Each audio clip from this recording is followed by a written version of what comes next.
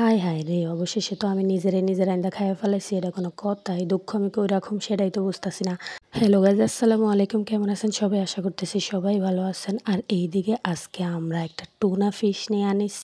এখন এত বড় মাছটারে কেমনে বাসায় বইসা কাটমু, এইজন্য টুক্কুর করে ছাদে উইঠা গেছি। কথা সেটা না, কথা হইল আমি যখন স্কুলে পড়তাম তখন আমার বন্ধু-বান্ধব সব আমারে টুনা ফিশ কইয়া ডাকতো। কেন ডাকতো আমি নিজেও জানি না। সাইজে তো আমি ছোট-মোটোই আছিলাম, কিন্তু এই টুনা ফিশটারে তো দেখে মনে হইতাছে খুব বড়সড়।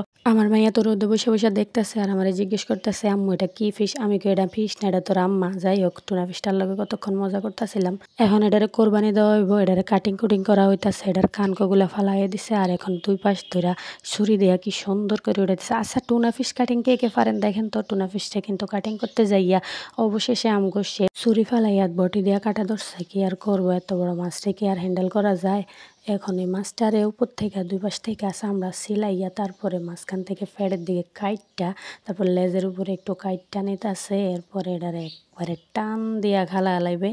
আয় হায় রে, মাছের জীবনটা ধ্বংস করে এক পাশ থেকে এমন চামড়া খালানোর পরে অপর পাশে যাইয়া আবার লেজের উপরে কাইটটা, তারপর দুই পাশ থেকে দইরা আস্তে আস্তে টান দিতে দিতে চামড়াটারে খালা লাইবে। সিস্টেমটা কিন্তু সুন্দর আছে। এখন এত বড় মাছ কাটিং করা এটা কি কোনো মুখের কথা? আমি তো খালি চাইয়া রইছি আর এটার খালানি দেখে আমার মাইয়া দইরা ফালাইছে, এতে ভয় পাইছে। এবার কল্লা আর লেজটারে আলাদা করে লইব, তারপরে মাছটারে পিস পিস করে কাইটা লইব। আচ্ছা যাই হোক, এই মাছটারে কিন্তু অনেকে গরুর মাংসের মতো, মানে গরুর বটের মতো ছোটো ছোটো করে কাটটা তারপর ছোটো ছোটো করে বটের মতো করে ভাজি করে, কিন্তু আমরা তো আজকে একটা নতুন আইটেম নিছি। আমরা এটারে জাতীয় মাছ ফাঙ্গাস মাছের মতো রান্না করুম। আল্লাহ জানে কপালে কি আছে, কি বেজ্জুতি অপেক্ষা করতেছে, আমি তো সেটা বুঝতেছি না। যাই হোক, বড় বড় পিস করছে টুনা মাছেরে। এখন আমরা এটারে কাটিং কুটিং শেষ করে চললা যাবো ধুইতে। মাঝখানতে আরেকটা কথা কই, আপনারা কে কে টুনা ফিশের বারবিকিউ খাইছেন আমারে কিন্তু কমেন্ট করে জানাবেন, ঠিক আছে? তো মাছ ধোয়া ফালাইয়া থইয়া আমি যখন ছাদ বাগানে ছাদগুলা দেখলাম, আলুর শাক উঠা রয়েছে, কি সুন্দর সুন্দর সবুজ সবুজ আলুর শাক। পরে কইলাম যে কিছু শাক তৈলাও লইয়া যায়, এত কষ্ট করে উপরে উঠছি ঠ্যাং ঠং বাইঙ্গা, প্রতিদিন তো আর উঠতে পারম না।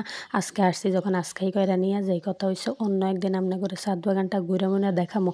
ছাদের মধ্যে প্রচুর গাছ আছে মাশাআল্লাহ, সব সবজি টবজি ধইরা রয়েছে, টমেটো, তারপরে লেবু আর অনেক কিছু আছে, বেদানা টেদানা। আমি কয়টা আলুর শাক টাক তুলে লইছি আর আলুর শাকটা রান্না করে খাইছিলাম মাশাআল্লাহ। আমার দোনো বাচ্চা সহ আমরা শাক তুলছি অনেকগুলা, পুঁই শাক, তারপরে আলুর শাক আর কিছু নেই নাই। বাস ওগুলা বালতিতে বইরা তারপর চলে আসছি টুনা মাছগুলারে ধুইতে। এখন ছাদের ট্যাপের মধ্যে ধুইয়া নিয়ে যাবো। গায়ে রক্ত মাখা মাছ আর বাসায় নেবো না, একসাথে পরিষ্কার করে নিয়ে আসছি। দেখেন কালা কালা গরুর গোশতের মতো মাছ। তো আমি এখন এটারে ম্যারিনেট করবো। ম্যারিনেট করার জন্য লবণ নিছি, তারপরে মরিচের গুঁড়া নিছি, হলুদ নিছি আর দুইটা রসুন রে থেতাইয়া ফাড়ার মধ্যে তারপর একটু রস নিয়ে আনিছি আর এক টুকরা লেবুর রস নিয়ে আনিছি। এখন এগুলা একে একে পরিমাণ মতো যোগ করবো মাছের মধ্যে। তারপরে হচ্ছে এটারে ম্যারিনেশন করবো।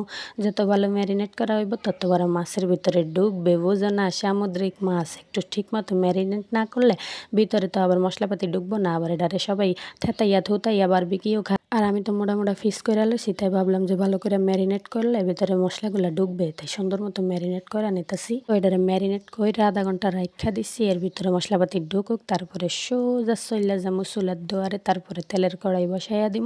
আহেন আমনে করে লইয়াই রান্না করি, বেশ যদি হলে একসাথে একলা উমুকের লেগে, তাই না? তো কড়াইতে তেল গরম হইয়া গেলে এরপরে সিমটা দিয়ে আমি আস্তে আস্তে মাছগুলারে একটা একটা করে কড়াইতে সুন্দর করে দিয়া দিব। তারপরে এক পাট ঠিক মতো ভাজি হওয়া পর্যন্ত আমি দাঁড়ায় দাঁড়ায় আকাশে তারা গুনম। তারপরে ওই পাটটা ব্রাউন কালার হইয়া গেলে আমি আস্তে আস্তে উল্টাইয়া দিব। তারপরে দুই পাট সুন্দর করে ভাজি হইলে এরপরে আমরা চলে যাবো মেইন রান্নায়। তো আমি সিমটা দিয়ে একটা একটা করে দিয়া দিতেছি। মাছ তো পাইফেনে ধরতেছে না, তো আমি কিছু দিয়া দিলাম আর পরে কিছু দিমনে। তো তারপরে এগুলারে আমি উল্টায় আল্টায় সুন্দর করে ভাজি করে উড়াইলাম। মাছটারে এক ফিট তেলে ভাজি হওয়ার লগে লগে ফাইন একখান গ্রান আসিছে, যেমন ইলিশ মাছের মতো লাগতেছে। মনে হয় যেন ঘরের মধ্যে ইলিশ মাছ ভাজতেছি, পুরা ঘর ইলিশ মাছের গন্ধে মোমো করতেছে। আমি তো খুশি হইয়া গেছি, অ্যালার্জি জ্বালাতে ইলিশ মাছ খাইতেই পারি না। এখন আমি টুনা মাছ খামো আর নিজে গায়ে এলামো। যাই হোক, তেলের কড়াইয়ের মধ্যে পেঁয়াজ মরিচ দিয়া দিছি। এখন পেঁয়াজ মরিচটারে সুন্দর করে ভাজবো। তারপর এখানে আমি টমেটো দিয়ে দিব, তারপর টমেটোটারে গলাই নিবো। আর এখানে এক এক করে রসুন, তারপর একটু আদা দিয়া দিব, যেহেতু আদা দিলে এটা একটু গরম হইব তাই দিতাছি। তারপরে কিছু ধনিয়ার গুঁড়া নিছি, তারপরে এটারে পানি দিয়া গুল্লা নিমো। বাটা মশলা দিলে যেমন রান্নায় স্বাদ হয়, বাটা মশলা বাটবে কে, গুঁড়া মশলা নিয়ে এটারে পানি দিয়া ভিজাই রাখছি। এইদিকে মশলাগুলারে কষাইতেছি, সাথে সুন্দর মতো পরিমাণ মতো লবণ, হলুদ, মরিচ যা যা লাগে সব দিয়া দিমু। তারপরে ওগুলো দিয়ে কিছুক্ষণ কষামো। কষাইয়া তারপরে একটু পানি দিয়ে এটারে ভালো মতো কতক্ষণ কষাইয়া যখন তেল চিপচিপা হইয়া তেল উপরে উইঠা আসবে তখন বুঝবেন যে মশলাটারে ভালো মতো কষানো হইছে। এরপরে এখানে মাছ দিয়া দিমু। মাছেরে কতক্ষণ কষামো তেলের লগে। তারপর মাছটারে ভালো মতো কষাইনা শেষ হইলে এরপরে এখানে পানি দিয়া দিমু, মানে জল দিয়া দিমু একটু। এরপরে ঢাকনা দিয়া দিমু। এটা সুন্দর মতো হোক আস্তে আস্তে। কি সুন্দর কালার আসছে মাশাআল্লাহ। আমি তো ভয় পাইছিলাম যে ফাঙ্গাস মাছের মতো এটারে বন্যা করতে যাই আমি আবার কোন বেইজ্জতি হয়ে যাই। অনেক সুন্দর হয়েছে কালারটা। আর যখন খাইছি বিশ্বাস করেন এটা গরুর মাংসের মতো। তো আরেকদিন এটার বটল লাহান ভাজি করুম। সে পর্যন্ত সবাই ভালো থাকেন, সুস্থ থাকেন। আল্লাহ হাফেজ, টাটা, বাই বাই।